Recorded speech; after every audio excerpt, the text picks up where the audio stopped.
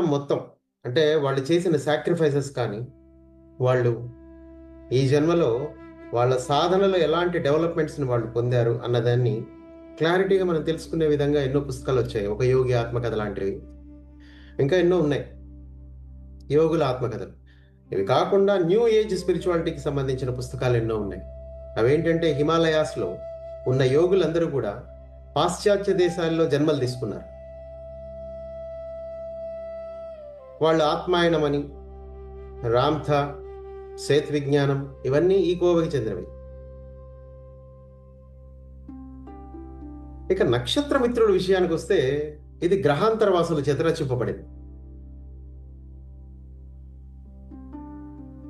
ఈ భూమి మీద ప్రతి ఒక్కళ్ళు అర్థం చేసుకోవాల్సింది ఏంటంటే కొన్ని పుస్తకాలు గ్రహాంతరవాసులు కూడా రచించారు అని. అందులో ప్రధానమైన పుస్తకం నక్షత్ర మిత్రులే.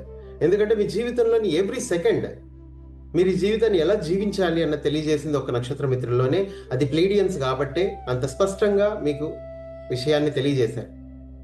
ఎందుకంటే ప్లైడియన్స్ కొన్ని వేల సంవత్సరాలుగా ఈ భూమిని పర్యవేక్షిస్తున్నారు, మానవ జాతిని పర్యవేక్షిస్తున్నారు. వారు భూమికి సహాయపడుతూ ఉన్నారు. వాళ్ళకి సంబంధించిన ఎన్నో స్పేస్ షిప్స్ అంతరిక్షంలో ఉన్నాయి. మరి ప్లైడిస్లో ఒక 7 సోలార్ సిస్టమ్స్ ఉన్నాయి.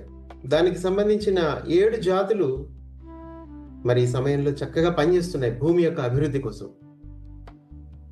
అయితే వీళ్ళల్లో టైగటన్స్ అనేవాళ్ళు, అంటే టైగటా అనే సూర్యుడు చుట్టూ తిరుగుతున్నటువంటి గ్రహాలు ఏవైతే ఉన్నాయో 4 గ్రహాలు ఉన్నాయి. దానికి సంబంధించిన వ్యక్తులు టైగటన్స్.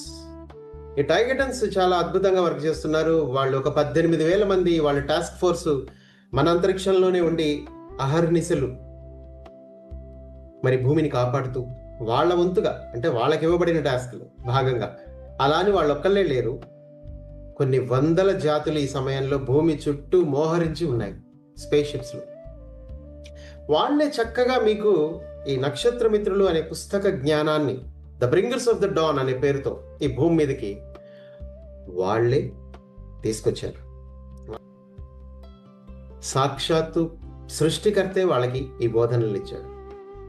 అంటే ఇక్కడ ఈ ప్లైడియన్ టీచింగ్స్ ఏదైతే ఉందో, ఈ బ్రింగర్స్ ఆఫ్ ద డాన్ అంటే నక్షత్ర మిత్రులు, ఇది సాక్షాత్తు భగవంతుడు ఇచ్చిన టీచింగ్స్.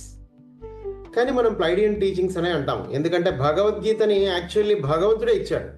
కానీ మనము భగవద్గీత చెప్పింది కృష్ణుడు అంటాం.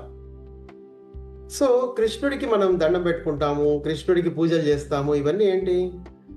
ఇదంతా ఇక్కడ ఆయనకి పేరు వస్తుంది మధ్యలో, ఎందుకంటే ఆయన ద్వారా చెప్పబడింది కాబట్టి. అలాగే ఇక్కడ కూడా ప్లైడియన్స్ ద్వారా చెప్పబడినవి. ఈ నక్షత్ర మిత్రుల పుస్తకంలోని విషయాలన్నీ ప్లైడియన్స్ ద్వారా చెప్పబడ్డాయి.